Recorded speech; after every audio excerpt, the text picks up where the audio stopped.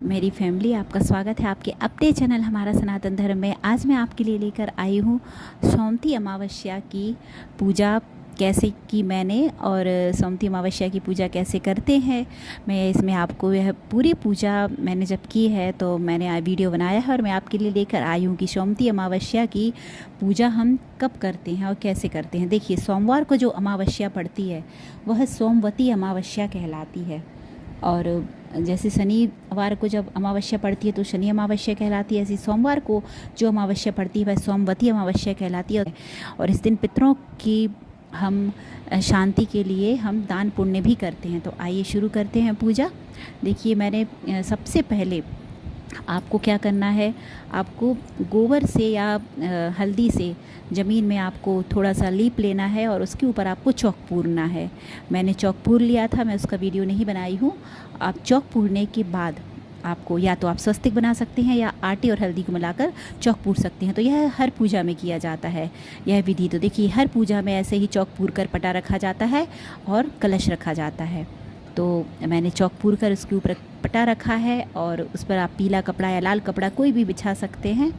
और पटे के दाहिने साइड आपको कलश रखना है। देखिए, पटे के सामने मैं बैठूंगी तो मेरा बायां साइड होगा और भगवान का, जैसे माता तुलसी पटे पर बैठी हैं तो उनका दाहिना साइड कहलाया ये। भगवान के दाहिने साइड हम कलश रखते हैं और उस कलश में हमने क्या, नीचे चावल का आसन दिया है, उसके ऊपर तांबे का लोटा रखा है जल से भरा हुआ, उसमें एक सिक्का डाला है और उसके ऊपर दिया रखा है हमने। आप चाहें तो तेल का, घी का, जिसका भी दिया चाहें आप बनाकर रख सकते हैं, आपकी इच्छा है। अब देखिए, पूजा की पूरी तैयारी मैं आपको सामने दिखा रही हूँ वीडियो में। घी मैंने आरती बनाई है घी की। और देखिए, आपको सामने ये जो किशमिश दिख रही है, मैं इन्हीं की परिक्रमा लगाऊंगी। 108 गिनकर आपको कुछ भी रखना है। आप किशमिश ले सकते हैं, मखाने ले सकते हैं, मूंगफली ले सकते हैं, आप चाहें तो चूड़ियाँ भी ले सकते हैं। 108 चूड़ी के डिब्बे भी ले सकते हैं, सिंदूर की डिब्बियाँ ले सकते हैं, आप टॉफ़ी भी ले सकते हैं, आप कुछ भी ले सकते हैं। 108 आप कुछ भी ले सकते हैं। और ये देखिए, हल्दी, चंदन, रोली, चावल है इसमें, और फूल हो गए भगवान की पूजा के, और सुहाग का सामान हो गया माता रानी को, तुलसी माता को। देखिए, सुहाग के सामान में क्या क्या है, सिंदूर है, काजल है, बिंदी है, महावर है, मेहंदी है और कंघी है, माता का आईना है, सभी चीज़ें हैं सुहाग की। और चूड़ियाँ भी हैं, चूड़ी का डिब्बा मैंने अलग से लिया है माता रानी को अर्पित करने के लिए, और चुनरी है माता रानी को अर्पित करने के लिए।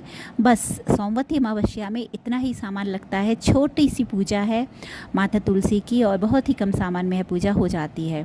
तो देखिए, अब पूजा शुरू करते हैं आगे, और मैं आपको बताती हूँ। सबसे पहले हम कलश की पूजा करेंगे, सभी चीज़ें अच्छे से दिखा पाऊँ।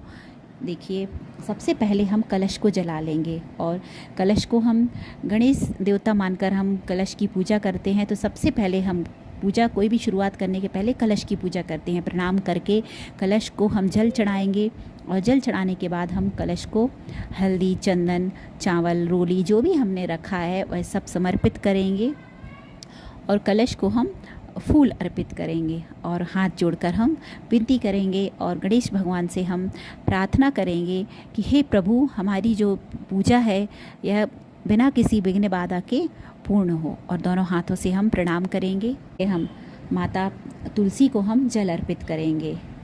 जय माता तुलसी नमः। हम माता तुलसी को जल अर्पित करेंगे। उसके बाद हम उनको चंदन, हल्दी, रोली, अक्षत, यह सभी चीज़ें हम समर्पित करेंगे, पुष्प समर्पित करेंगे। और माता से हम मन ही मन प्रार्थना करते जाएंगे कि माता रानी हमारा सुहाग अमर रखें और जो भी गलतियां हों हमसे, माता रानी अपनी बेटी समझकर हमें क्षमा करें। तो माता रानी को हम ऐसे ही चंदन, अक्षत, पुष्प सब समर्पित कर देंगे।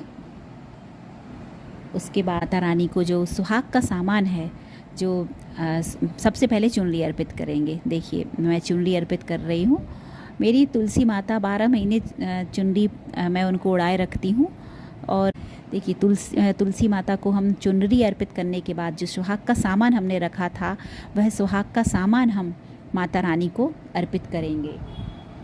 और जो चूड़ियों का डिब्बा था वह भी हम माता रानी को अर्पित करेंगे। चूड़ियाँ माता रानी को हम 2-2 चूड़ियाँ हम पहना देंगे, क्योंकि बाद में हम देखिए एक 2 चूड़ी माता रानी को ही पहने देंगे, रहने देंगे। और जब पूरी पूजा होने के बाद हम उनसे 2 चूड़ियाँ ले लेंगे और हम अपने एक हाथ में पहन लेंगे। यह सुहाग कहलाता है और बहुत ही शुभ होता है। तो और माता रानी को जो हमने परिक्रमा के लिए, परिक्रमा बोलता है कोई फेरी बोलते हैं, हमारे यहाँ तो परिक्रमा करना बोलते हैं। तो जो प्रसाद हमने रखा है वह माता रानी को दिखाएंगे, समर्पित करेंगे। और अब कलावा रूपी हम वस्त्र माता रानी को अर्पित करेंगे। हम कलावा, देखिए चुनरी तो हमने अर्पित कर दी है, हम कलावा भी माता रानी को अर्पित करेंगे। और इसके बाद हमें परिक्रमा लगानी है 108 जी, 108 परिक्रमा ही लगाई जाती हैं। और 108 परिक्रमा लगाना बड़ा ही शुभ होता है। जहाँ तक हो सके आप 108 परिक्रमा ही लगाइए। बहुत कठिन है माता रानी को 108 परिक्रमा लगाना। और देखिए सिंदूर अर्पित माता रानी को कैसे करते हैं।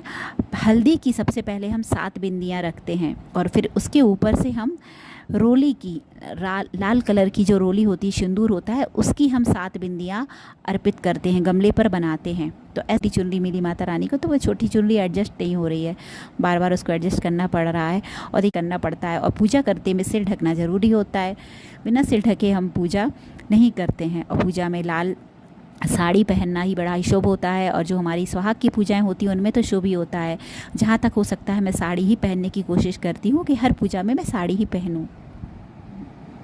अब देखिए जो हमने माता रानी को महावर चढ़ाया था, माता रानी को जो हमने महावर चढ़ाया था, उसी महावर को हम खोलकर, जो हमने सुहाग का सामान चढ़ाया था ना, उसमें महावर की पुड़िया भी थी, तो महावर खोलकर हम एक कटोरी में थोड़ा सा पानी मिलाकर गीला करके हम माता रानी को महावर अर्पित करेंगे। कर रही हूँ। और महावर अर्पित जो हम माता रानी को यह करेंगे, हम तुलसी मैया को, यही महावर हम बाद में पूरी पूजा होने के बाद हम भी यह महावर लगाएंगे। यह बड़ा ही शुभ होता है। तो यह महावर आप जब अर्पित करें तो यह महावर हम स्वयं भी लगा सकते हैं। अब हम 8 बहुत हो जाती हैं। देखिए यदि आप पीपल के पेड़ की पूजा करते हैं सुबह, तो अमावस्या पर, तो हम वहाँ भी 108 परिक्रमा देते हैं। और यदि आप पीपल के पेड़ की पूजा नहीं कर पाते हैं सुबह सुबह, तो हम घर में माता तुलसी की पूजा करते हैं। हमारे यहाँ सोमवती अमावस्या को तुलसी माता की ही पूजा करते हैं हमेशा, तो सुबह सुबह। तो अब चलिए हम माता रानी की 108 परिक्रमा लगाएंगे। यह जो किशमिश ली है मैंने, इनके लिए हम जब 108 परिक्रमा लगाएंगे ना, तो एक आप बर्तन ले लीजिएगा आप अपने साथ में। आप जिस भी चीज़ की परिक्रमा लगाएंगे तो एक खाली बड़ा सा बर्तन, आप एक खाली बड़ा सा बर्तन ले लीजिएगा और उस बर्तन को आप पटे पर रखिएगा। तो जिससे आप उस बर्तन में जो आप परिक्रमा करेंगे ना, तो आप देखिए मैंने रखा है पटे पर बर्तन। तो जब आप परिक्रमा करेंगे ना, तो आप एक एक जो भी जिस चीज़ की भी परिक्रमा करेंगे, जैसे मैं किशमिश की करूँगी, तो आप किशमिश उसमें डालते जाइएगा। और जब हम परिक्रमा पूरी हो जाएगी, तो फिर हम पूरी 108 परिक्रमा हम जब पूरी कर लेंगे, तो उसके बाद हम आरती करेंगे। 108 परिक्रमा करना ही मुश्किल होता है पहले तो। चलिए मैंने थोड़े से फूल और माता रानी को अर्पित कर दिए। सूना सूना सा लग रहा था, अच्छा फूलों से सजा हुआ अच्छा लगता है पूजा में, फूल ज़्यादा हो तो। अब देखिए मेरी परिक्रमा शुरू हो गई है और परिक्रमा मेरी शुरू हो गई है। और परिक्रमा करते समय हमें ओम नमो भगवते वासुदेवाय नमः मंत्र का जाप करना है।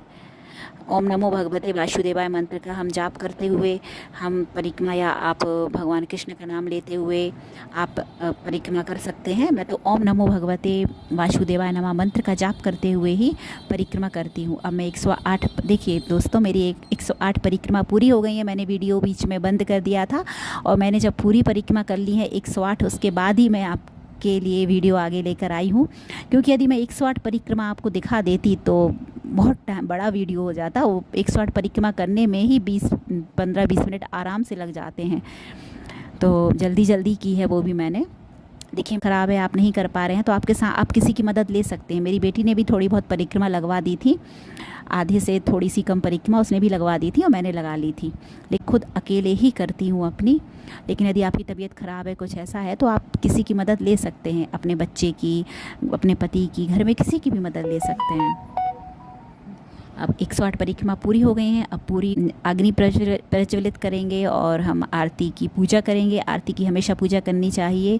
तो सबसे पहले जलाएंगे आरती को और फिर हम पूजा करेंगे। हल्दी, चंदन, रोली, अक्षत चढ़ाएंगे और पुष्प अर्पित करेंगे। और आपको जो भी आरती आती हो माता तुलसी की, देखिए जैसे वैसे तो माता तुलसी की आरती करनी चाहिए, माता तुलसी की आरती हम करेंगे। और यदि आपको माता तुलसी की आरती नहीं आती है तो आप भगवान श्री कृष्ण की आरती भी कर सकते हैं, क्योंकि विष्णु प्रिया ही हैं। भगवान विष्णु की आरती कर सकते हैं, क्योंकि जो हमारी तुलसी जी हैं वह विष्णु प्रिया ही हैं। हम तुलसी जी की भी आरती विष्णु भगवान की भी आरती कर सकते हैं। ओम जय जगदीश हरे की आरती भी कर सकते हैं। मुझे तुलसी माता की छोटी सी आरती आती थी तो मैंने वो कर ली। तुलसा महारानी नमो नमः, अम्बे पटरानी नमो नमः।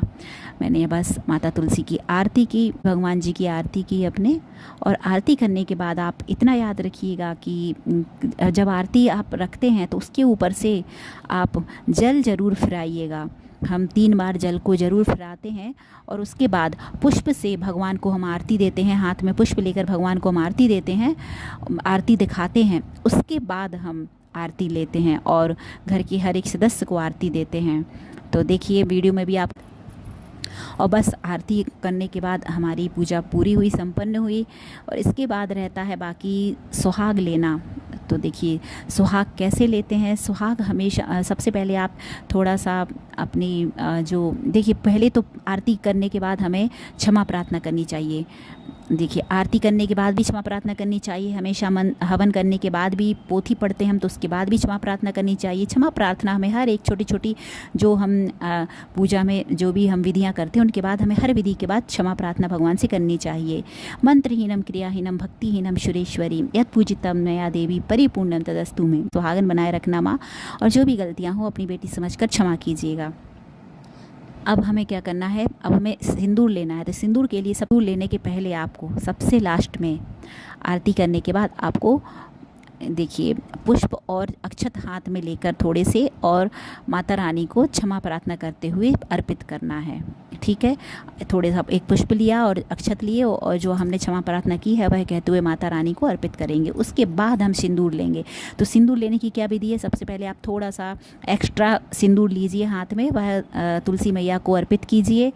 और तुलसी मैया को ज़्यादा सा सिंदूर अर्पित करने के बाद आप सीधे हाथ की अनामिका उंगली में हमारे जो पल्लू का छोर रहता है उसको लपेटकर उस उंगली से 7 बार आप तुलसी मैया को जो हमने सिंदूर चढ़ाया है उस सिंदूर को लीजिए 7 बार। 1 2 3 4 5 6 7 बार, 7 बार टच करके उसको लेकर हम अपने माथे में लगा लेते हैं।